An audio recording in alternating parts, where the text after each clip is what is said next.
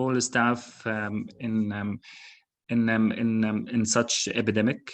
So we started by a general theme about the rule, and then we agreed that we have four main pillars or main functions that quality professionals should play during this epidemic.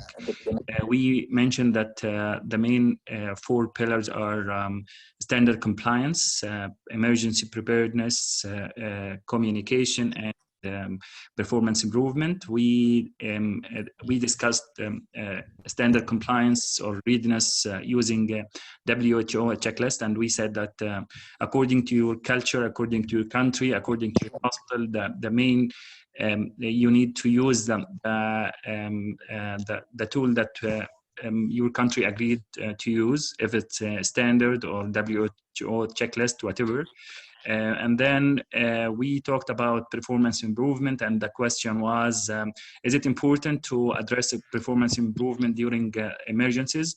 Actually, the answer was we need to use some tools, especially if we're talking about clean tools that will help our colleagues to do their job in a good way, to reduce waste, and to make us more focusing on the priorities. And we addressed all the tools that we can use in the COVID-19. Then this session will focus on crisis management and the role of quality professional during crisis management. We will start by the three main steps, which is pre-crisis, crisis, and post-crisis or recovery phase. So we will start with Dr. Mohammed Al-Fayoumi discussing the pre-crisis phase, and then we will go from there. Dr. Mohammed. Thank you, Dr. Mustafa. Assalamu alaikum, welcome all. Today we will talk about the crisis management, and I'll talk mainly about the pre-crisis. Then we will talk about during crisis and post-crisis. So for the pre-crisis, we have three main steps. Next, please. So we have three main steps in the pre-crisis. Next. First, we need to identify risks.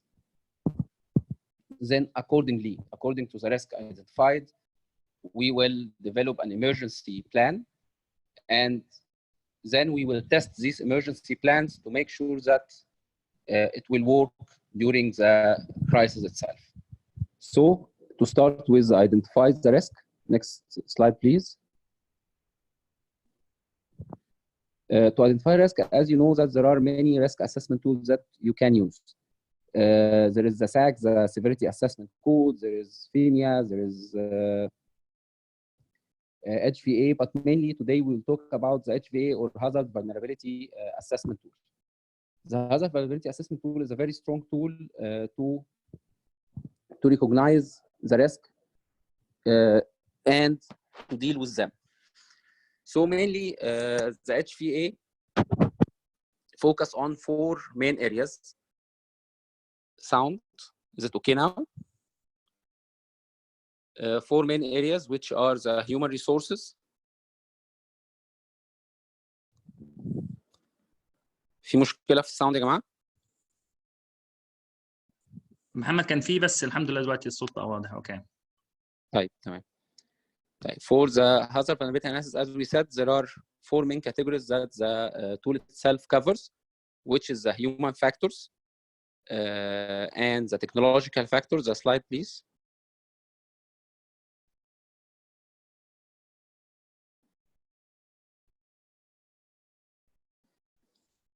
Okay, human, technological, hazmat, and natural disasters. So this tool, to start with, the rule of quality, as usual, we are facilitating the use of this tool. So we gather a team with the process owners. Namely, we are talking about the infection control people,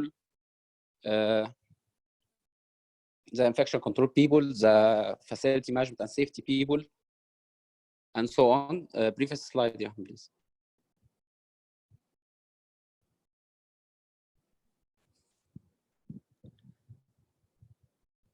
Yes, this one. Okay, so you can see on the right an example of the HVA tool. As I said, we sat with the team, which was composed with infection control, physicians, facility management, safety officers, and so on. And you sat with this team and start facilitating how they are using this tool to anticipate risk. So it is an anticipation for risks. As I said, there are 4 main categories, and under which of them, there are set items that you can look for. For example, in the natural disaster, you are talking about hurricanes, about storms. In the technological, you are talking about the internet shutdown, for example. For example, the human, you are talking about mass casualties and so on.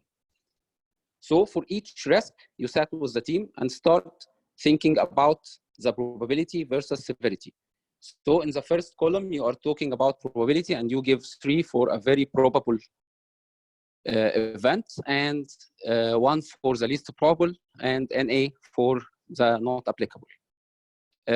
On this, you are assessing this risk based on previous experience from the experienced people sitting with you, and also on previous data. What was the occurrence of this event during the last 3 years, 4 years, and accordingly, you expect the probability. And when you are talking about severity, and this is the most powerful part of this tool, you are talking about 6 categories. 3 of them related to the impact of the event on your organization, which is human impact, if there will be any harm to patients or staff. Property impact, if there will be any impact on the property itself, on equipment or in the building. And business impact. In business impact, you see if there will be any impact on the business continuity and so on. Also here, you give score from 3 to 1, while 3 with the highest impact and 1 with the lowest impact. And the last part, you are looking for preparedness. If you are prepared well, the severity will be less. So you are seeing if you already have a preparedness plan. If you have one, so you will give the score of 1. And if you don't have, you will give score of 3. Then for internal response, if you have a good internal response based on the preparedness, also will give a high score if you don't have enough internal support, and you will give a low score if you have a good internal support.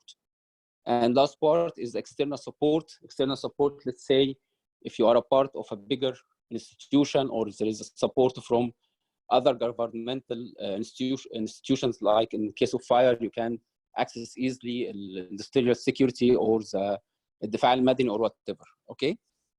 So then you will give a score for each item, and accordingly you will have a score for each event. You will have a score for the severity of this event multiplied by probability, and for the whole sheet, it also will give you, and if you can see in the bottom right, there is an orange cell. This will give you the severity and probability of the whole part of the HVA. Let's see the next slide for an example. Next slide, please.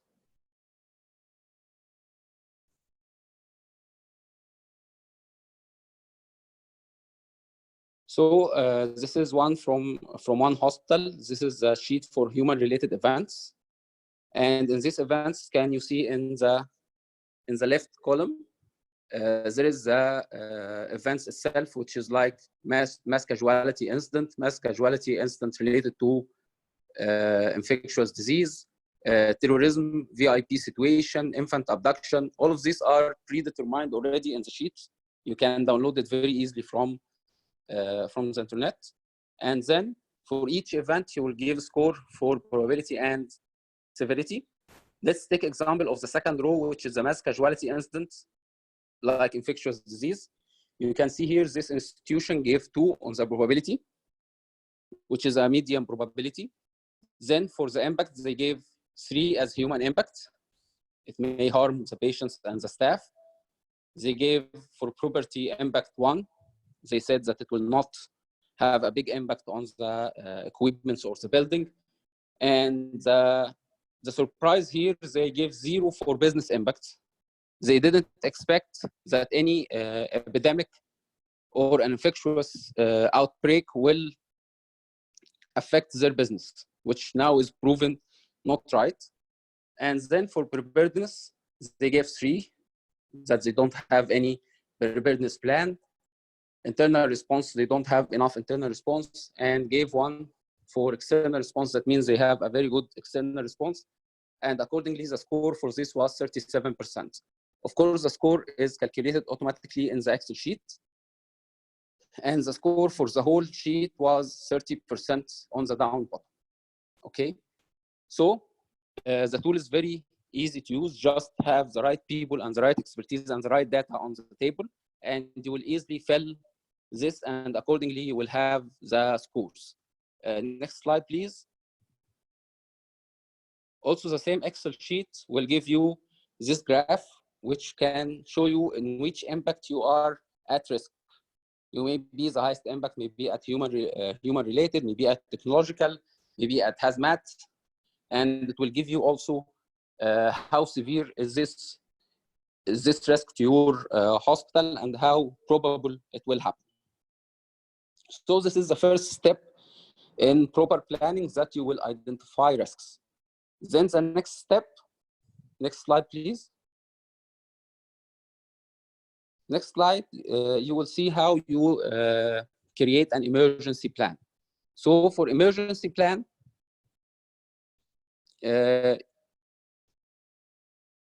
okay, for the calculation, I didn't go through the calculation. You just set with the people, you put numbers from 3 to 1, with 3 was the highest risk, 1 was the lowest risk, and then the Excel sheet will do the calculation for you and give you the number for the risk. Now you have identified the risks through the tools that we had, which is HVA, and accordingly, let's say that from an example, you have the highest risk with the epidemic or an infectious outbreak, and many others. So you start prioritizing this and start making an action plan to mitigate the risk from these areas. To develop the action plan, also, again, we are quality professionals, we are facilitators. So you facilitate that information, who will be responsible for formulating this plan. Of course, it is very well to have the same teams that have done the hazard vulnerability assessment, and add to them 1 from the management, so they can verify the plan with you. Then start going through the process of making this plan. First, you need to sit together and identify what is the scope for this, and then what is the goals. As I said, the goals, it will be to mitigate this risk, and you need to break this down into objectives, which is smart objectives, to mitigate this risk. For example, if you have a high risk related to infectious outbreak, you need to put objectives that you need to reduce this impact on your patients. You need to reduce this impacts on your staff. You need to have a good support from supply chain for the PPE. You need to have a good training and a highly trained staff, and so on. Then, after this, you take each of the risks and put an action plan for it. You can look at the right side of the slide. This is an example for an action plan. You will start with activity, what you will do for, let's say, 1 of them, train staff on identifying the cases. Then you will determine who is responsible, what is the timeline, and regarding timeline, make sure of 2 things. First, make sure that the process owner himself determine what is the timeline, so he is the most knowledgeable about on which time he can finish, and also make sure that the timeline is reasonable.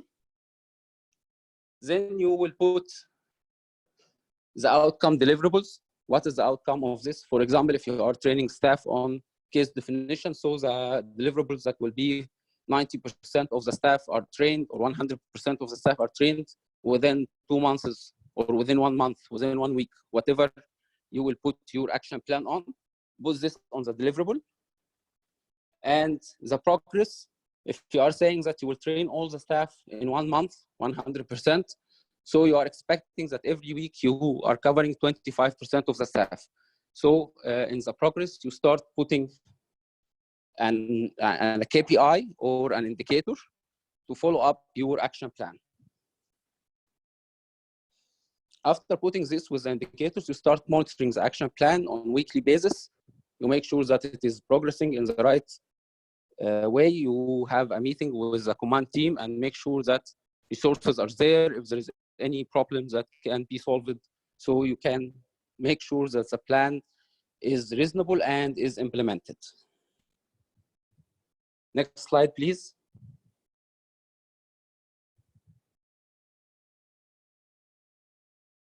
So as we said, we start by identifying risks. After identifying risks, you put your emergency preparedness plan. Then you need to test your emergency plan. To test your emergency plan, we used to do drills. And in drills, you facilitate this drill to test the emergency plan. You sit with the process owner. For example, for this, if you are talking about an infectious outbreak, you need to sit with infection control people and start creating a scenario. Let's say the scenario is that we will have 20 patients coming with respiratory symptoms to ER at the same time. So you are creating a scenario that you need to also put a scenario to exhaust your system, to make sure that it will exhaust the system. It will be at the worst scenario case. So if you are doing a drill, an easy drill, it will not test your preparedness. So you will put the worst scenarios and start after this creating with the process owner also what is named the evaluation forms. You can see on the right of the slide also an example for this, one of the evaluation form, and the evaluation form is mainly derived from your policy and plans. So you need to test what you are doing. So in this evaluation form, you may put, for example, in the receiving area, the staff was directed to the right area. Once the code is announced, the staff has the suitable PPEs. The staff are dealing with the patient wearing the PPEs and so on. So start with this evaluation, and once the scenario is starting and the drill is done, put your people around the hospital to make sure that they will evaluate how the staff responded to this. After this, usually the best way is to have a meeting just after the drill, sit with all the people sharing in this drill with the hospital management, and let the evaluators give you their findings.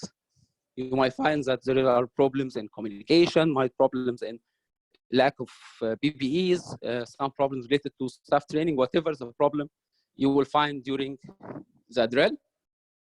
You will sit with the top management and start drafting a plan to mitigate this. Then make sure, please, to monitor this plan. Okay, so these are the 3 steps included in the pre-crisis, which are identifying risk, and then preparing an emergency plan, then testing this plan using drills. To close with, there was one question we were asked before the session regarding what is the difference between crisis and disasters. Very simply, crises are that we have a problem. Okay, disaster is talking about the outcome from this problem. يعني ببساطة كده لو أنت معكش فلوس دي أزمة، بس لو فلست والبنك حجز عليك ده disaster. So disaster is an outcome from the crisis. You can pass the crisis with good outcome or without bad outcome, or it may lead to bad outcome. At this time, crisis become a disaster. Okay, thank you. And I leave the floor to my colleagues now.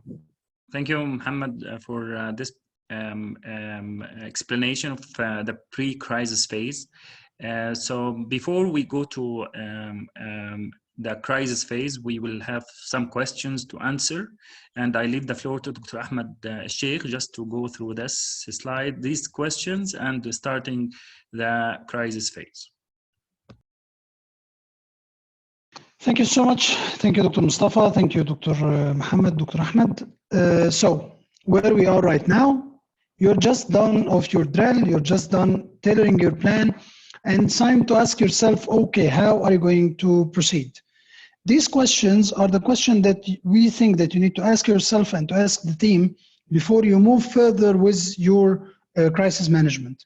The first one is, and most probably these points, you suppose that you tested these on the drill that you made. I'd like to highlight very important point that will come, that we will emphasize several times during this session, that in this particular type of crisis that we have right now, or disaster that we have right now, the COVID-19, it's something that is long-term. It is a long-term crisis management.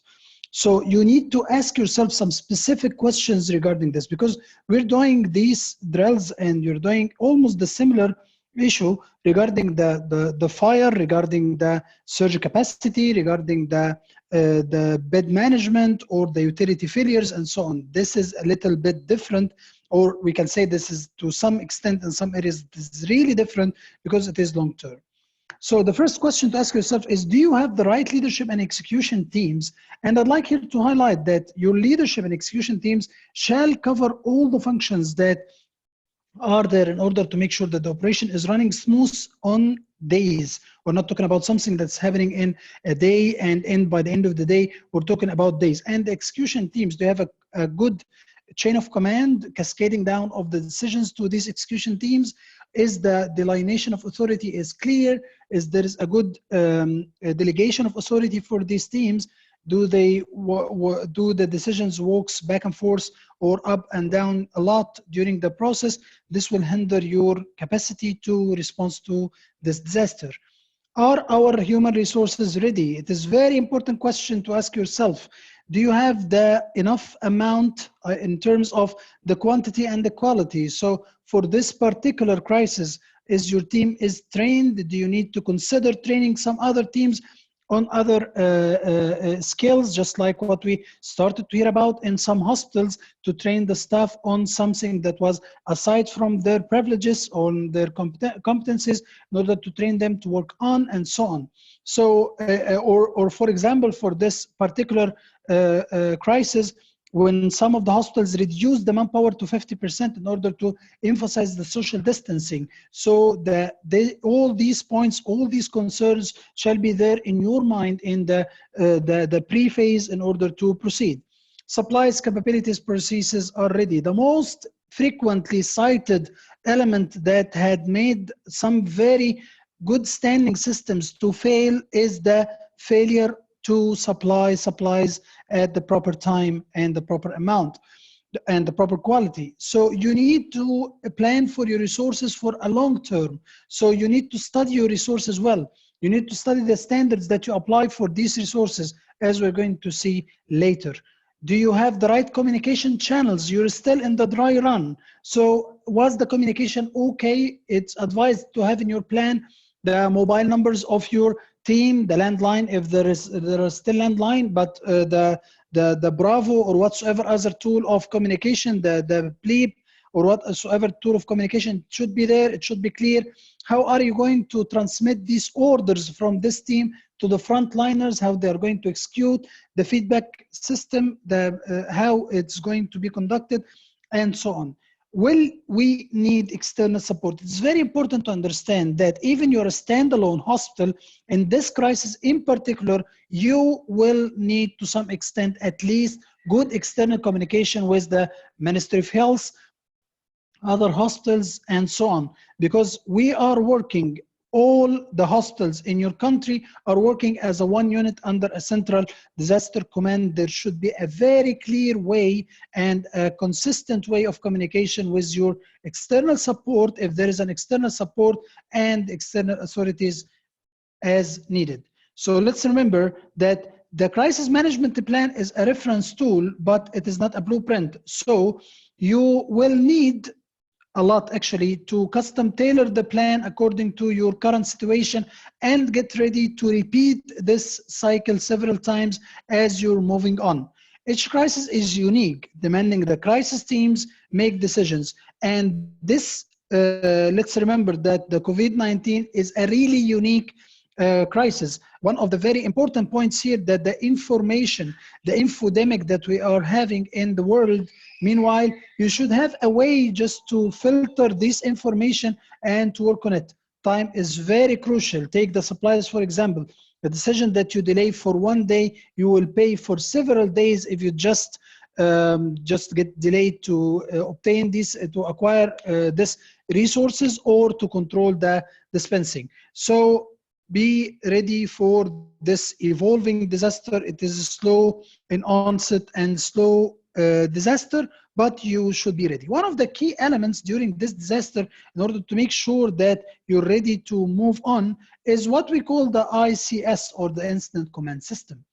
Part of the emergency, or the backbone of the emergency preparedness plan, is to have a good standing incident command system. In order to make it easy for you to understand, and because most of you, all of you actually, is from a quality background, let's think of it as a structure, process, and outcome. The structure should be there. It should be defined by position, not by specific personnel. And let me emphasize here very, very well on the fact that nobody's immune. We are talking about the COVID-19. And despite the fact that you can set all the measures for the social distancing, the hand hygiene, and so on, there is still a possibility that one of your team, la qadar Allah, is getting infected. At this moment, you should put a plan P, a clear plan P, that there should be a succession plan for this position, this important position, in order to move on. This should be chaired by the highest authority in your organization because of the size and the duration of this crisis, and it should go on with the cascading down with the command, as we're going to see in the coming slide. It should be consistent with your emergency preparedness plan, and it should be well written as much as you can in order to ensure proper communication. It should be with appropriate redundancy. I like this term. There should be some sort of appropriate redundancy in order to ensure that you see all problems from all aspects, and to make sure that you have a comprehensive overview of each point. Let me jump to the next slide. I will return back later. This is one from this guide, the Hospital Incident Command System. We can post this for you with the resources. You will see here that there is an operational chief, a staging manager, medical branch director, infrastructure branch director, security branch director, hazmat, business continuity, patient and family assistance, and so on. Each unit is working standalone and in a very good harmony with the other command systems. So the hospital director, the medical director should be there. Heads of departments, do not forget the logistics team. The administrative team in this disaster has a very important role. The processes that they should do is the commanding, response, and recovery planning and coordination. We're going to go through very good detailed slides from Dr. Ahmed Gamal about this part. So they should plan very carefully about the response to this disaster and the recovery. Both are very important. The logistics function, it means the resources and the infrastructure. Your infrastructure, take for example the maintenance of the negative pressure rooms. It's very crucial. If you fail in this, you will have a big issue.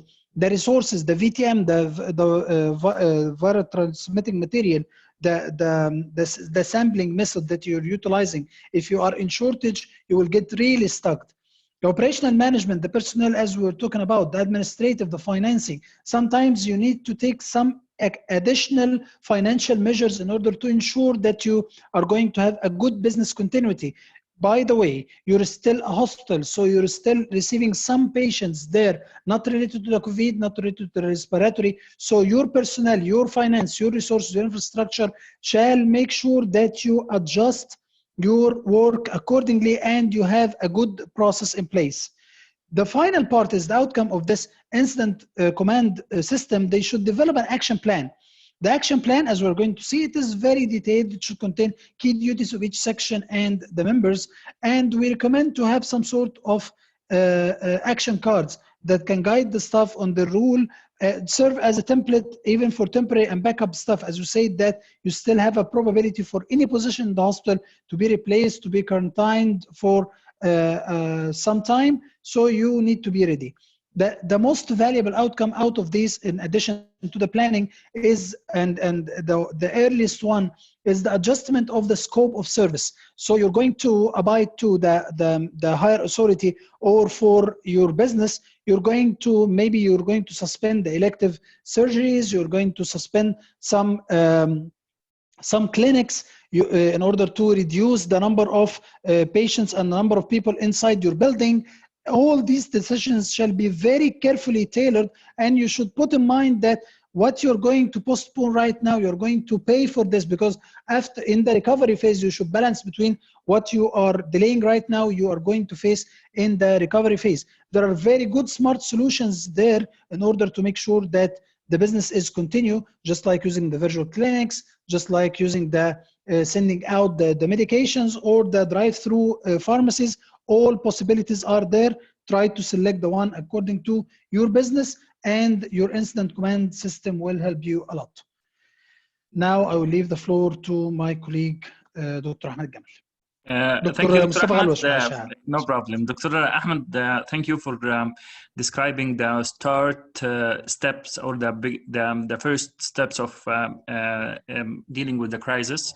But I'll just interfere with 3 slides about the decision making during crisis, because as you see, what we said, Dr. Muhammad, Dr. Ahmed, and Dr. Ahmed Gamal, all are about decisions. When to take the decision, and how to take the decision. It's very important. And actually, there is a very nice tool. It's like assessment tool, and you can use it to assess your decision-making capacity during crisis, and also to ensure that all redundancies are there for the decision-making process. We will share it to you after the session. It is an Australian tool, and we will share the link after the session. So the problem of the decision is that in crisis, actually, the decisions have the potential to impact organization involved and broader community. So it's not only your organization, you may affect also the community and the other organizations. So it's very crucial for you to take the right decision in the right time. So how to do this? We have a very nice tool, which is you can see in the next slide, saying that there is a cycle for decision making. This cycle is confirming authority and the direction, then establish psychological safety, use explicit and tacit knowledge, manage expectations, manage cognitive bias, and recording decisions. So this slide is mainly for decisions only during crisis. So the first one is talking about confirm authority. Who is authorized to take decisions? And there is a very big dilemma if your commander is not the CEO, for example. So what kind of level he needs to stop at if he wants to take a decision regarding some financial aspect. So it will be a very big dilemma, and you need to take such a decision on the level of the commander. And actually the paper recommend that the commander should be the CEO, who have the full authority to allocate resources in the proper way. Also the direction and the authority type. All of you knows that there are a lot of management styles, including consultative and also command type of decisions. So in crisis, you need to be more prone to command type, and you need to use also sometimes a consultative management decisions. So you need to play this kind of balance between both type of decisions. And as you know, that it's very important to have one decision at a time, and to take it for further steps. Another step is establish psychological safety. So as you know, if we are in a command center, you will find the CEO, medical director, and other staff. So you need to establish such psychological safety that all of us are the same. All decisions or all ideas are encouraged. You can just say whatever come to your mind. And actually they recommend that in the beginning of the command center, everybody will take off his ID, put it in the table, on the table, and saying clearly that all of us can do anything in this command center, but of course the last decision will be with the commander. So give them the chance to give you some ideas about whatever it came to their minds to solve the problem. As you can see in our problem or our epidemic, in our scenario, nothing was expected actually. So there is a room for innovation, for like balancing in decisions and whatever procedures you can help your organization or also the community.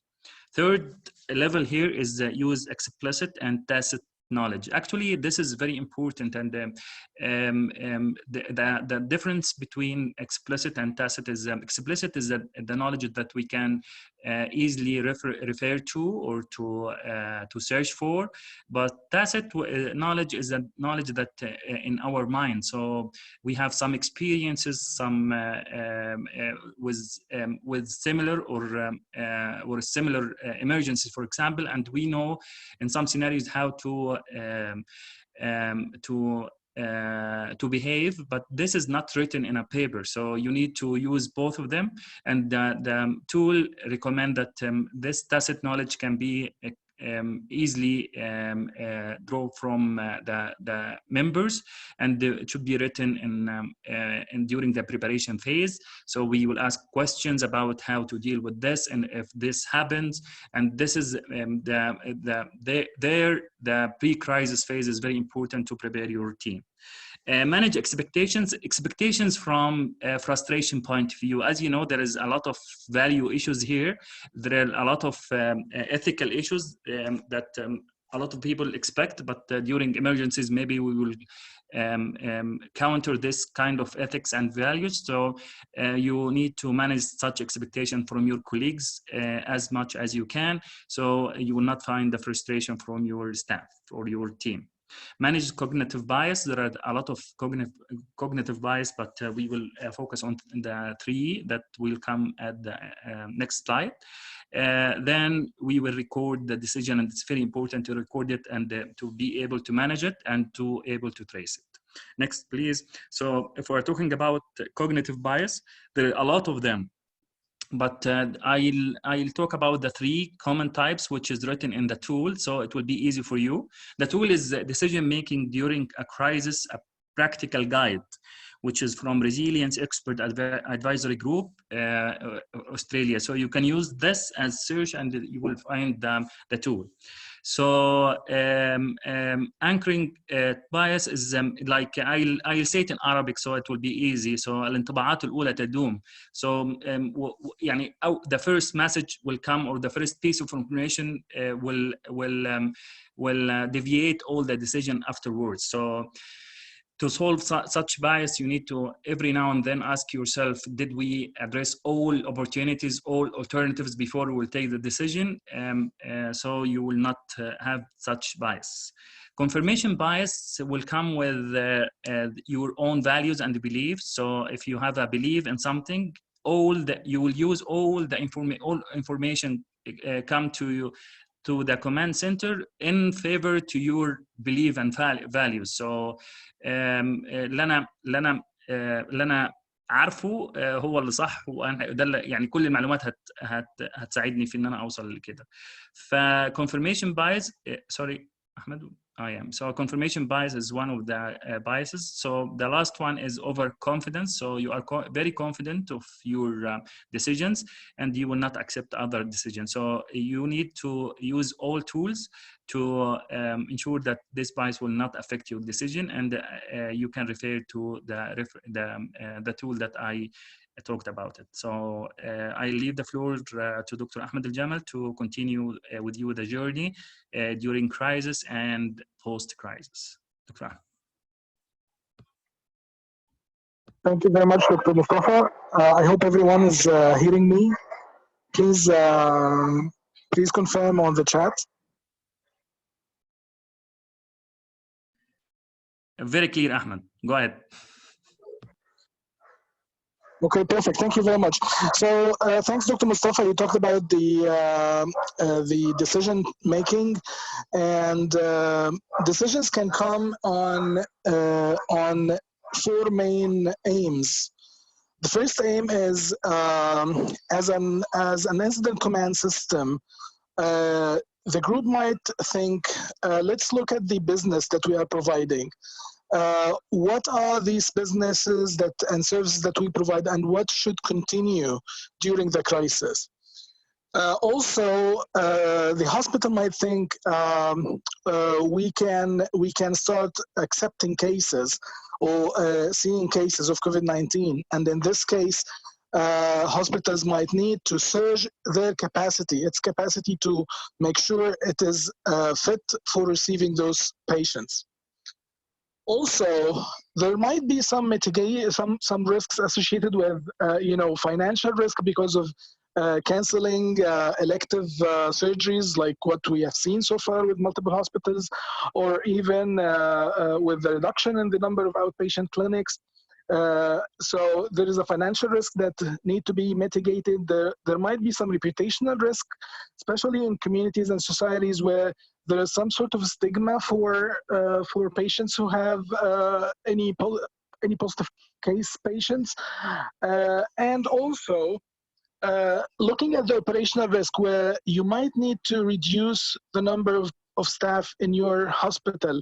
Then how are you going to manage that? And the fourth part that might need a clear decision from the decision makers is social responsibility. What is the social responsibility of the hospital towards the society, towards the community? Can we do some wellness advices? Can we advise people on doing things or not doing things? Will it be costing us any money? And if so, it will be part of the social responsibility of the hospital towards the community it deals with. I would like to elaborate a little bit more on the business continuity and surge capacity.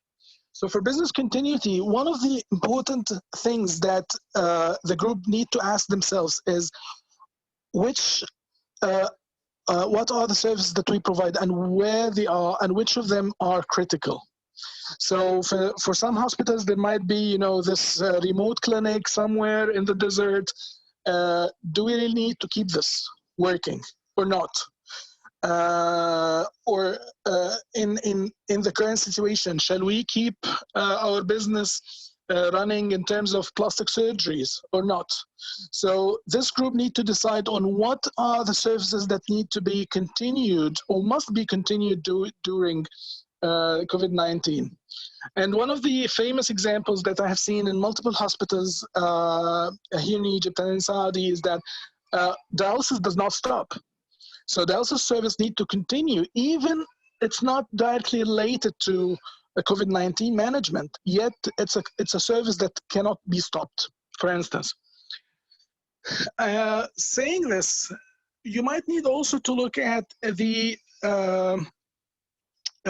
surge capacity. Surge capacity is how your supplies, how your equipment, how your staff are able, how do you define them, that they are able to receive a large number of patients, of these patients, and making sure that those personnel are capable of doing so and are capable of providing care.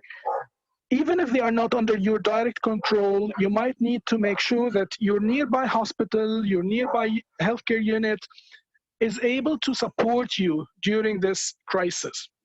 So when this incident command system people meet, they need to take care of the decisions they are taking, and they need to look at those four pillars. The first thing they will give, next please. The first thing they will do is their initial response. The initial response need to identify safety as their number one priority. They shouldn't be hindering the safety of staff or patient or anyone. This means they need to identify what are, for instance, the personal protective equipment supplies that they need. They need to identify how many of them and where they are going to be located, for instance. The group need to establish guidelines or even identify the local guideline, the national, international guidelines, and try to localize them. If there is a medication in the guideline that you don't have in your hospital, you need to find out how you are going to source it out, either directly or indirectly, or you might refer the patient somewhere. You need to find an answer for how you are going to provide that patient with that medication. You might need to activate the crisis team. And yes, it's not a direct, under the direct authority of quality people. Probably, as you're also wearing the hat of a risk manager, you might initiate talks about that in your hospital if it's not already activated. And as I wrote here, it's not only one team. You might need a team that takes decision. You might need a team that provides scientific support. You might need a team that provides medication support. You might need a team that provides procurement support. You might have different teams, but at least you need to find out and clearly define what is your command system. Also, one of the very important functions that are in the hospitals, and in many hospitals they are not well empowered during this crisis, is the public relation. Public relation functions and departments need to be very agile and vigilant in terms of what are the up-to-date facts and news available about the virus. Did the virus come to our region? Yes or no? Did it come to our city? Yes or no? Is it in our neighborhood? Yes or no? Is it crawling toward us? So then this kind of information will keep the system running, the command system, I mean. Make sure that communication channels are ready. You might use, you know, your internet, your intranet. You might use your website. You might use your WhatsApp groups. I have seen hospitals using Facebook pages during the COVID-19 crisis, just to make sure that they are communicating with their teams, with their staff, and also with patients. Remember to include employees in the initial response. It's very, very important that people think and feel and believe that their leaders care about them, and that their leaders are aware and alert enough to identify that there is a pandemic in the region and that they need to take some actions. Please look at the 4 aims up there. Business continuity, surge capacity, risk mitigation, and social responsibilities.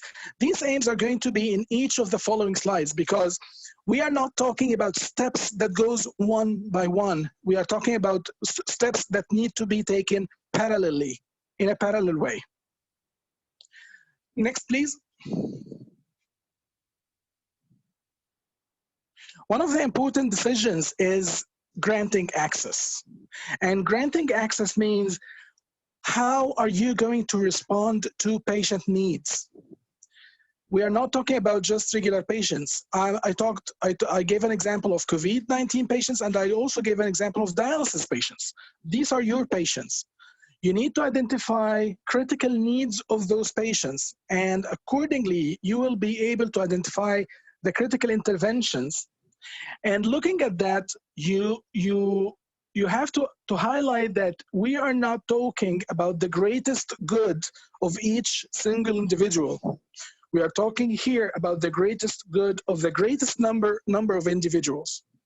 So if we have a service that consumes a lot of manpower and does not provide high value of patient care during this period, you might think of not granting access for patients to the service, and probably, as we will see in the next slide, reallocating those human resources to somewhere else, to some other department. Please take care that here we talk a lot about triage. Triage is where you are going to allow patients to get into your system, to go into your services, not only from the ER triage. We're not only talking about the ER triage. We also talk about triage to ICU, triage to step-down units. This is exactly where the JCI, Sebahi, and other Gahar and other accreditation bodies identified, unmandated, that you need to identify the admission and discharge criteria of your ICUs and step-down units and special care units because of situations like this. Please do not forget that you need to ration scarce resources that you have. You need to identify where are your scarce resources and how you are going to source them and how you are going to spend them. Next, please. Reallocation of resources, especially human resources. Here we're going to talk about humans. We need to establish standards for personal safety. Are we going to use masks for everyone? What kind of mask? Is it N95? Is it surgical?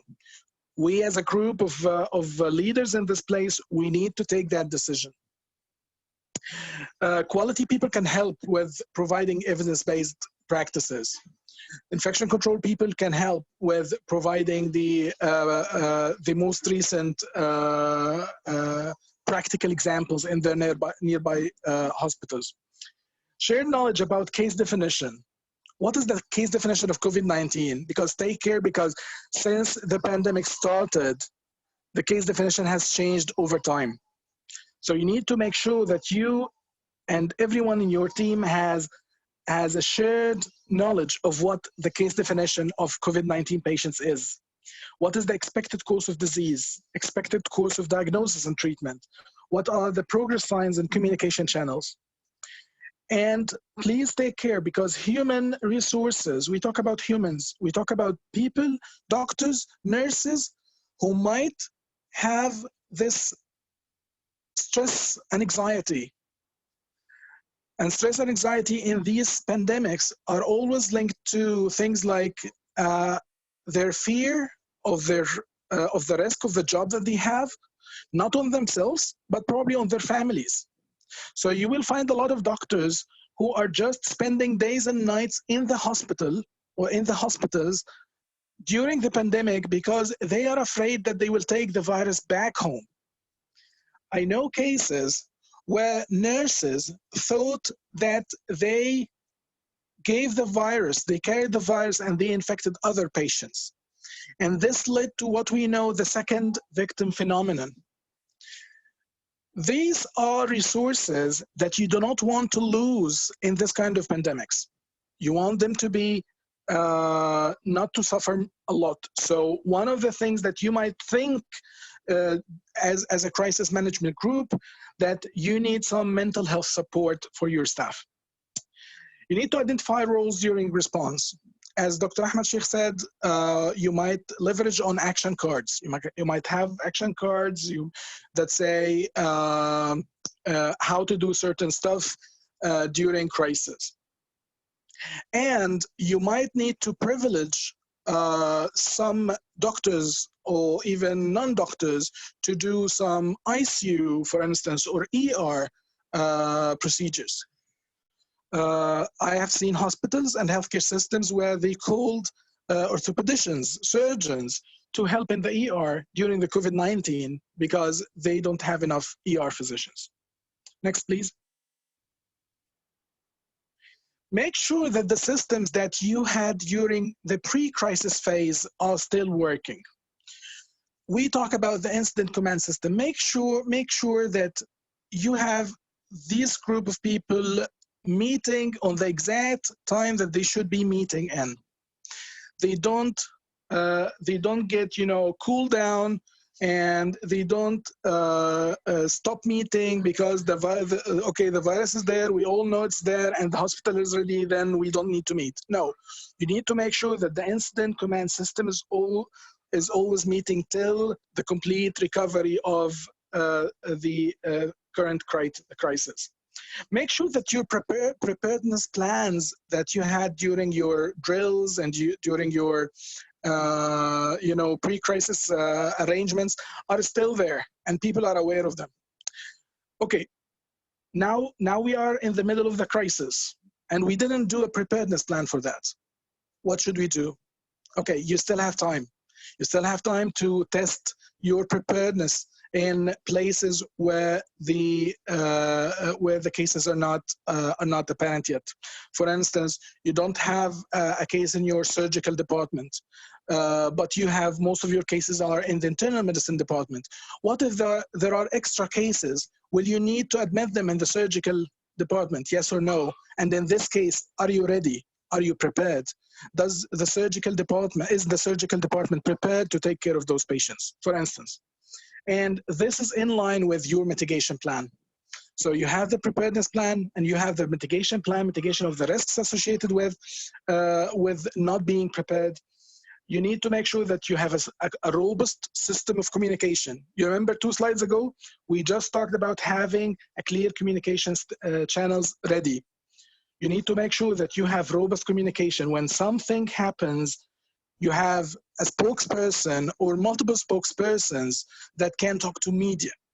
You know who is in charge of communication, of internal communication, how you can reach your staff when you need them.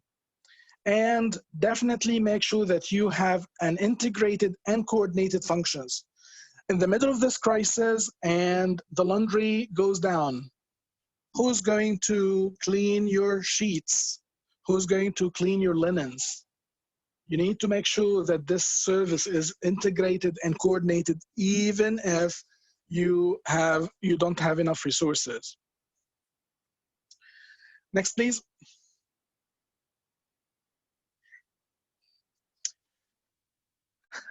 Okay, so some of the resources that you need to leverage are tools and supplies, something like medications, supplies, and equipment.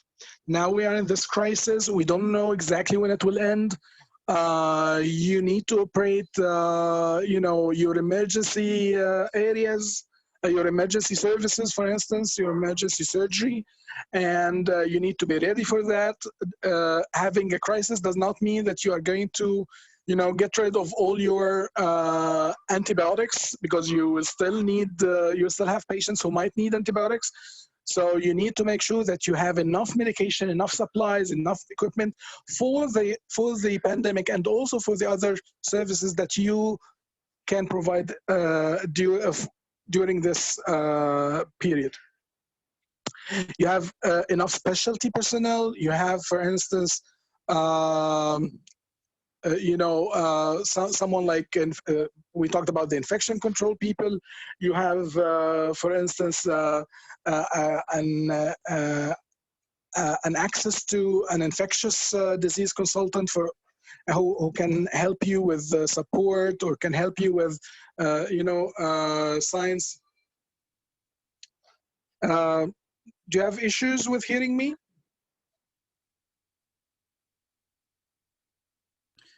احمد الصوت زي الفل ممتاز. Okay, thank you. We saw also some hospitals and healthcare systems where they do have telemedicine technology. They are availing the telemedicine technology for patients, and to provide regular services, so they can push the patients away from the hospital and the healthcare system. We have seen also hospitals that are adopting some artificial intelligence symptom checkers for COVID-19. We talk here also about credentialing, about making sure that you have enough credentialed staff, like nurses, dietitians, that can support you during the COVID-19 crisis. You can also make sure that you have enough equipment, especially the ventilators, and as these are scarce resources and everyone is suffering from shortage of them. Next, please. As quality professional, you might need to get involved here also. You might need to make sure that you have enough data, and you can avail these data to all those in charge. Data about population and catchment area. Data about duration of the pandemic wave in the country or worldwide. Will it usually stay like 2 months or 3 months? Now we are in day 60 or 61 or 62. duration of infectious periods or hospital days per patient, percentage of population, our population, the catchment in the catchment area who developed clinical symptoms, or percentage of persons with symptoms seeking care or needed ICU or seeking hospital care versus those who are seeking home care. You can work with multiple people and multiple stakeholders to make sure that you have these indicators, these measurement in place for appropriate decision making. Thank you. Next, please. Communication. Communication appears here. This is the fourth time we talk about communication. We talk here about modalities. What are the modalities that the team is going to use for crisis management? Are we going to use our website? Are we going to use conference call lines? Are we going to use Zoom? Are we going to use hospital phones, pages, walkie-talkies?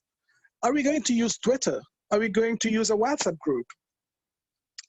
One of the things that a quality professional can do is that he or she makes sure that HR has a list of emergency contact information.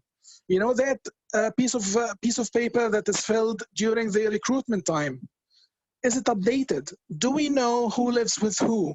What if we need to reach the infectious disease consultant and he is not responding to the phone, for instance? Or we want to reach the ER doctor and he is not responding to the phone. Do we know who lives with him and who can, or her, and who can reach him or her? You might also make a list of those liaisons, people who are in different departments and who can disseminate any information among their colleagues. You can also make sure that you have clear communication lines with local and national authorities. For instance, reports related to COVID-19, who sends them, how they are sent on time, yes or no? Next, please.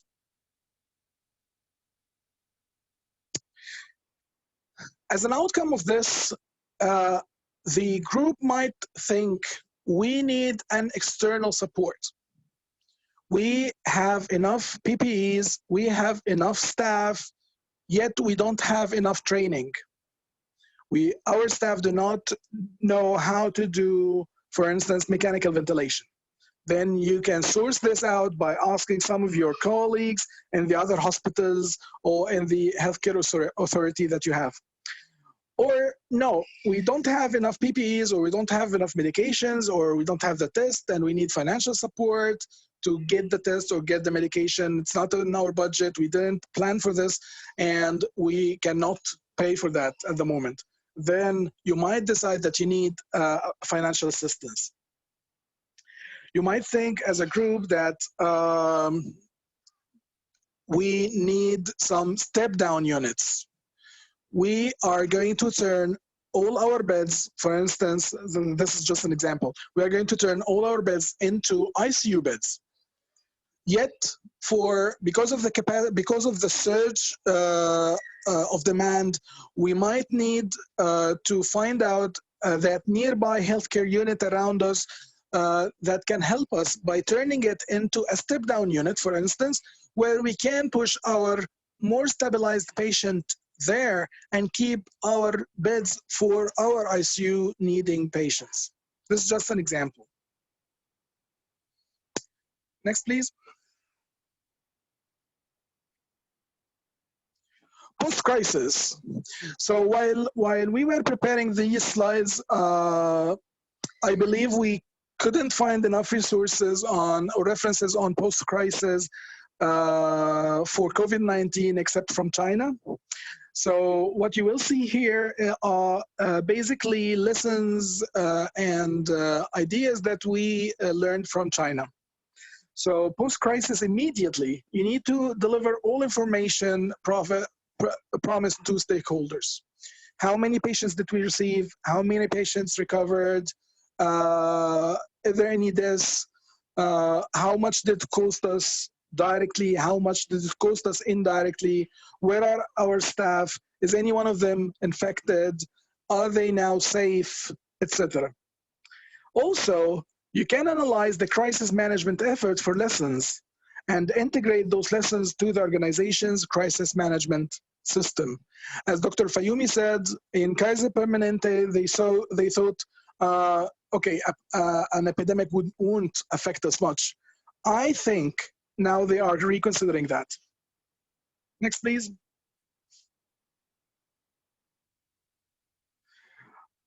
For post-crisis, during the recovery phase, you might think of, okay, now pandemic is gone, let's go back. No, this will cause a lot of confusion, and this might cause a recurrence in the virus infection. We don't know yet. So you need to plan return to routine carefully. It's not a matter of an overnight decision, let's go back. It needs to be taken in steps and in stages. Probably in a way that you can still keep the social distancing, yet you can start to make some of your services that you parked earlier functioning again. You need to maintain appropriate emergency preparedness. What if Wuhan starts to see more patients now? They need to be ready. Exactly. This is what you need to do as well. You need to restore trust among yourself, among your staff, between your hospital and the public, making sure that the public understand that the pandemic was an issue that everyone is affected. Why I'm saying this? Because during pandemics, you can see shortage of resources suffered almost everywhere. And this might affect people confidence in the healthcare system they have. So restoring trust is very important part of the post-crisis measures. You need also to take some corrective measures based on what you learned during the crisis. You might need to leverage on gains and lessons learned. Also, you need to keep your stakeholders updated on the progress of recovery till you are completely recovered. And stay vigilant. Maybe it come again, no one knows. Next, please. Okay, so these are questions that we received before the session. Someone asked us about disaster versus crisis. I believe Dr. Muhammad talked about it. Crisis management plan formation, steps and teams. We also talked about this. Textbook for crisis.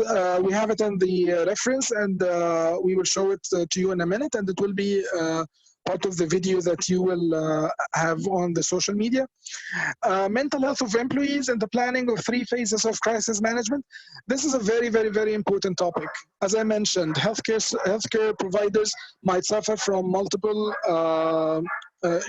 disorders, even panic attacks or anxiety disorders can come at this stage. So it cannot be covered completely in one session, but I would highly recommend that you look into the WHO and NHS of UK, because they do have some very valuable resources, and we will talk amongst ourselves to see if we can conduct some special sessions or videos on this particular topic. Next, please. Dr. Ahmed, if you allow me, I can wrap up this part as agreed. Yes, the mental health part. Okay, there are.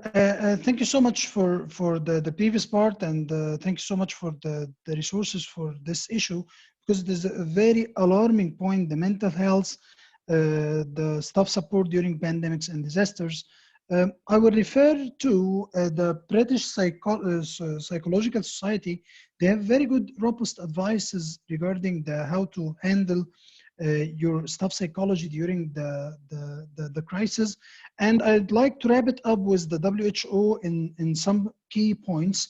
The first one, which I like most, is the human connection. Make sure that your connection during the disaster is in a humanized way, very sensitively you're communicating with your staff. understand their fears, acknowledge it, and try to work on it. Just make sure that you are in one boat. I mean here, all of you, from the highest level, the ICS, to the very first frontliners, they should feel that they are one unit, and they should feel that they are working towards the same goal, and this should be clear. Make sure that you're understanding that the fear this time is not only inside the hospital. It's not a fire, it's not a utility failure, it's not a higher number of patients that are showing up. It is in and out. They are in fear inside the hospital, they are in fear outside the hospital. So you should address this, even address with them how they can handle the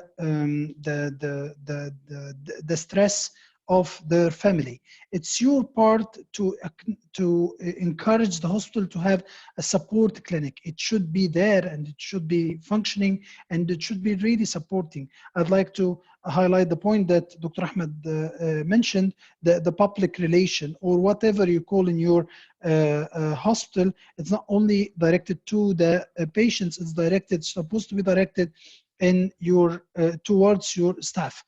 By the way, by default, we were not trained on such a disaster handling. So make sure that you do not only acknowledge and work and train your staff how to handle stress, you should work the same on your HODs, and you should even take care of the ICS team.